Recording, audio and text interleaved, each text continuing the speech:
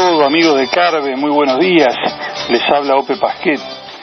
Felizmente paró de llover, terminó la alerta meteorológica y esperemos que esta relativa mejoría del tiempo anuncie un buen resultado para Uruguay esta tarde en el Mundial Sub-17. Con ese espíritu optimista encaramos las cosas y nos disponemos a comentar una serie de hechos de los últimos días que, por más optimismo que uno le ponga, realmente son para preocuparse. Pero antes de entrar a eso, que insisto, para preocuparse como habremos de verlo, quiero señalar que el próximo sábado, el sábado 9, en el Palacio Peñarol, como seguramente ya saben los oyentes de Sobre Todo, se está lanzando la campaña de Pedro Bordaberry y Vamos Uruguay para las próximas elecciones nacionales. Vamos a proclamar la candidatura de Pedro a la presidencia de la República. Vamos a comenzar así oficialmente la movilización electoral de cara a la primera etapa, que son las elecciones internas, y esperamos hacerlo con un gran marco de público como el que tuvimos en el 2009 cuando arrancamos con todo esto, y con la presencia, el entusiasmo y la buena onda de la gente de Vamos Uruguay y de la gente que, sin ser estrictamente de Vamos Uruguay, ve que Pedro es el candidato que puede realmente encarnar una alternativa viable frente a la candidatura de Vázquez y puede responder a las demandas de la sociedad uruguaya en estos momentos en los que la inseguridad es la primera preocupación y la educación es la segunda en la inquietud de los uruguayos. El sábado que viene, entonces, en el Palacio Peñarol, a partir de las 18 horas, estamos lanzando esto que esperamos que sea una movilización entusiasta, positiva, de propuesta de cara a las elecciones nacionales. Les decíamos que había varios temas en la agenda de gran preocupación. No podemos pasar por alto ante todo lo que pasó en el motín carcelario de Santiago Vázquez los días 23 y 24 del mes pasado. El comisionado carcelario, el doctor Álvaro Garcé, ha hecho un informe que es en realidad una denuncia. Según el comisionado Garcé, la guardia carcelaria hizo fuego con munición real, no con balas de goma, sino con balas de plomo, contra los reclusos que se habían amotinado y que estaban allí en la azotea del módulo 1 de Santiago Vázquez. Utilizaron escopetas, cartuchos con balines. Hay todo un detalle en la presentación del comisionado de la cantidad de cartuchos vacíos que fueron encontrados al día siguiente, la cantidad de balines, proyectiles que cada cartucho contiene. Sabemos que hubo 2 muertos, hubo muchos más heridos según el comisionado que los que informó la autoridad policial, y estamos ante lo que él denominó, a mi juicio, incorrectamente ejecuciones extrajudiciales. ¿Por qué digo incorrectamente? Porque si uno habla de ejecuciones extrajudiciales, hay que pensar que existen ejecuciones judiciales, y en Uruguay no hay ejecuciones judiciales, no hay pena de muerte, está prohibida desde la segunda Constitución, la Constitución del año 18. Así que es incorrecto hablar de ejecuciones extrajudiciales porque no las hay ni siquiera judiciales. Lo que hubo fueron homicidios cometidos con agravantes muy importantes, la alevosía, por ejemplo, es decir, el actuar sobre seguro, el actuar cuando la víctima no puede defenderse. Imagínense ustedes, los reclusos en la azotea frente a funcionarios policiales que estaban tirando con escopeta. Eso pudo haber sido realmente una masacre, y hay que suponer que el hecho de haberse hecho los disparos en la oscuridad fue lo que impidió que la carnicería fuera mayor.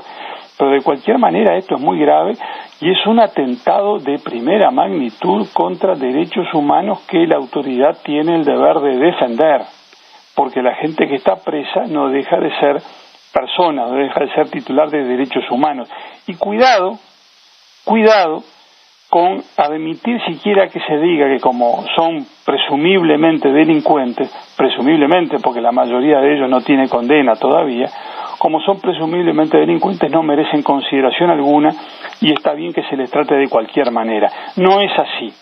Tienen derechos y esos derechos deben ser respetados, ante todo por la autoridad pública, que es la que encarna la vigencia del orden jurídico. disciplina sí, orden también, los motines deben ser reprimidos, de eso no hay duda, pero tirar con munición viva contra gente que está desarmada en una azotea es una barbaridad. Ahí no había cuestiones de legítima defensa, la autoridad estaba en otro módulo, hacían fuego desde otro lugar, no estaba en peligro la integridad física de los funcionarios policiales que estaban haciendo fuego, utilizaron esas armas para reprimir el motín, lo cual constituye evidentemente un exceso grave que debe ser investigado y sancionado por la justicia, sin perjuicio de las medidas administrativas que deba tomar el Ministerio del Interior y sin perjuicio también de la responsabilidad política del ministro que habrá que analizar. El ministro está llamado a sala por el Senado, irán él y Fernández Huidobro, mire qué dupla.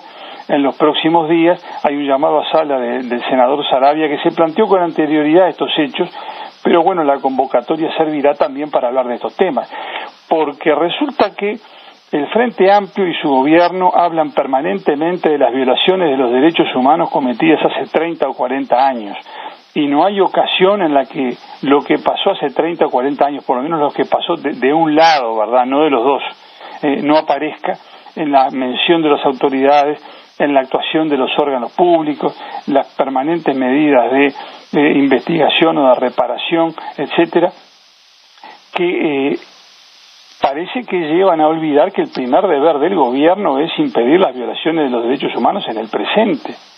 Lo principal es que las atrocidades no se sigan cometiendo. Los primeros derechos humanos que hay que custodiar y respetar y salvaguardar son los de los derechos humanos de los que estamos vivos hoy, las personas que están actuando en la sociedad uruguaya hoy. Porque lo anterior, investigar y condenar lo que pasó hace 30 o 40 años, en contra de la manifestación del pueblo uruguayo que 2 veces respaldó la ley de caducidad y dijo terminemos con las persecuciones del pasado, no terminemos con las investigaciones, terminemos con las persecuciones. Investigar permanentemente eso y buscar culpables y sancionarlos y poner el tema permanentemente en el tapete no puede llevar de ninguna manera a descuidar el respeto por los derechos humanos de hoy, y eso es lo que está pasando, porque evidentemente en el ámbito penitenciario no se cuidan los derechos humanos de los reclusos en la forma en que debiera hacerse. Hace un par de años a este mismo ministro se le murieron 12 presos en la cárcel de Arrocha por un incendio que no se contuvo a tiempo. Y ahora resulta que en esta represión salvaje terminan matando a 2 personas por utilizar munición viva en la represión de un motín. Son realmente hechos muy graves que demuestran que existe una gran distancia entre la alardeada preocupación por los derechos humanos violados hace 30 o 40 años y lo que es la preocupación por lo que pasa hoy en la sociedad uruguaya, que es lo que debería merecer la atención preferente y prioritaria de los gobernantes. Sobre este tema de los gobernantes y la justicia hay más que decir, porque el presidente Mujica acaba de anunciar que, aunque lo condenen, dice, su gobierno no va a cumplir una eventual sentencia de condena para reparar los daños sufridos por un empresario en una negociación con el Estado a propósito de la estación de AFE. Dice Mujica que eso su gobierno no lo va a cumplir de ninguna manera porque no va a pagar sumas exorbitantes en perjuicio del pueblo uruguayo. Digo, yo no me voy a meter en la cuestión de fondo que se estará debatiendo en el juicio. El Estado tiene sus abogados que harán valer sus razones y ojalá, por supuesto, que gane el Estado. Pero que el presidente de la República diga que no va a acatar un fallo de la justicia si le es adverso es muy grave y demuestra una vez más la actitud que tiene no solamente el presidente, sino su grupo político y, en definitiva, el Frente Amplio ante las instituciones republicanas. Mientras les digan amén a lo que ellos quieren, entonces reclaman el cumplimiento de las sentencias, el cumplimiento de las leyes, el acatamiento de las normas. Pero cuando las decisiones son contrarias a lo que ellos quieren, entonces vienen estas actitudes. No cumplo. ¿Cómo es la cosa? Cuando el pueblo uruguayo respalda la ley de caducidad y un fallo de la Corte Interamericana dice no, eso no vale, hay que investigar, por ejemplo, en el caso Hellman, entonces, del presidente de la República para abajo, todos dicen, no, hay que cumplir con el fallo de la justicia, porque eso es obligatorio. Y nosotros, y hablo por los integrantes del Partido Colorado, acatamos eso. porque entendemos que si reconocimos la jurisdicción de la Corte Interamericana, tenemos que cumplir la sentencia. En el caso Hellman, nos guste o no nos guste, pero eso vale para todas las sentencias, deben cumplirse siempre, gusten o no. En cambio, cuando cambiamos de tema, ya no es lo que al presidente y a su grupo político le interesan, sino que es este otro tema, el reclamo patrimonial de un empresario contra el Estado, ahí se terminó el discurso de cumplir con lo que la justicia dice. Ahí el presidente dice, no, yo no voy a cumplir, en mi gobierno esto no se va a cumplir. O sea, el presidente de la República dice que cumple los fallos de la justicia cuando a él le parece, y si no le parece no los cumple.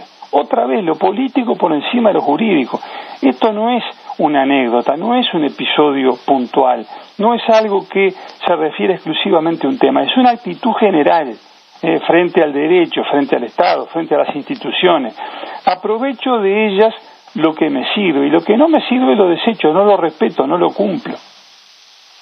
Y esto, permítanme, amigos oyentes, la conexión, tiene que ver con la actitud que tomamos nosotros cuando en el 2009 se supo que a la segunda vuelta pasaban Mujica de un lado y la Calle del otro. Nos preguntaron qué íbamos a votar y los colorados, empezando por Pedro Bordaberry, dijimos, bueno, vamos a votar a la Calle. ¿Y por qué? Y bueno, porque más allá de las discrepancias que podamos tener, nos garantiza el cumplimiento de la Constitución, al respeto al Estado de Derecho. Y algunos en aquel momento se enojaron mucho. Dice, pero ¿y cómo? ¿Y usted duda de que Mujica va a cumplir la Constitución y la ley? ¿Cómo puede dudar? Sí, bueno, mire, dudamos por varias razones que en aquel momento señalábamos. Lo hemos visto muchas veces conmemorando la toma de Pando el 8 de octubre, aquel sangriento episodio protagonizado por Tupamaros, pero no lo vimos nunca conmemorando con ese entusiasmo el 18 de julio, el Día de la Jura de la Constitución. Y por supuesto había muchas más razones que en aquel momento señalábamos. Los hechos vienen a demostrar que teníamos razón, porque la actitud del presidente en estos temas muestra con claridad que no respeta el Estado de Derecho ni la Constitución. Su doctrina la ha dicho él mismo, lo político por encima de lo jurídico, cumplo si me conviene, y si no me conviene, no cumplo. Y esa en esta situación en la que estamos. Esa actitud de cumplo lo que me conviene y lo que no me conviene no lo cumplo, se proyecta en distintos planos. Por ejemplo, en el plano de la lucha contra la droga. Uruguay es parte de una convención internacional, un tratado internacional, que hace que los países que firmaron ese tratado no permitan la comercialización de ciertas drogas en su territorio. Eso es lo que pasa con la marihuana, con la cocaína, con muchas otras drogas más que están prohibidas. Uruguay firmó ese convenio hace ya décadas, lo ha venido cumpliendo, y ahora resulta que el gobierno anuncia que no lo va a cumplir más y que va a facilitar, como todos sabemos, la circulación, la venta de la marihuana en nuestro territorio. Y ante eso, los vecinos se alarman, y va a venir esta semana una delegación del gobierno brasileño, con figura de importancia en el mundo político brasileño, que pidieron ser recibidas por la Comisión de Salud Pública del Senado, donde actúa nuestro compañero, el doctor Solari, porque van a plantear sus reparos, su preocupación y contrariedad, como dice la moción que se votó en el Congreso brasileño, frente a lo que está pasando en Uruguay. Porque Uruguay, al facilitar la comercialización de la marihuana, expone al Brasil a que desde aquí se le llene su territorio y en definitiva su gente de esta droga. Entonces, lo de desconocer olímpicamente obligaciones internacionales no es tan sencillo. Los vecinos toman nota y protestan. Entonces, por este camino de decir yo cumplo con el derecho, con las normas jurídicas cuando a mí me parece y cuando no me parece no cumplo, hago lo que me conviene, bueno, por este camino vamos muy mal y estamos teniendo problemas con los vecinos y se debilita además nuestra posibilidad de reclamar frente a los demás cuando son los demás los que violan nuestro derecho. En todos estos diferendos que tenemos de larga data con el gobierno argentino, lo hemos visto a nuestro gobierno claudicar, callarse la boca, eludir situaciones difíciles en una y en otra ocasión, en vez de reclamar simplemente el apego, el cumplimiento del derecho internacional. Se ha preferido la comunicación personal entre presidentes, el cultivo de las afinidades ideológicas, la búsqueda de soluciones, digamos, informales pero eficaces, y en vez de reclamar simplemente el cumplimiento de la norma jurídica y de hacer las gestiones que haya que hacer a través de la diplomacia profesional, que para eso está.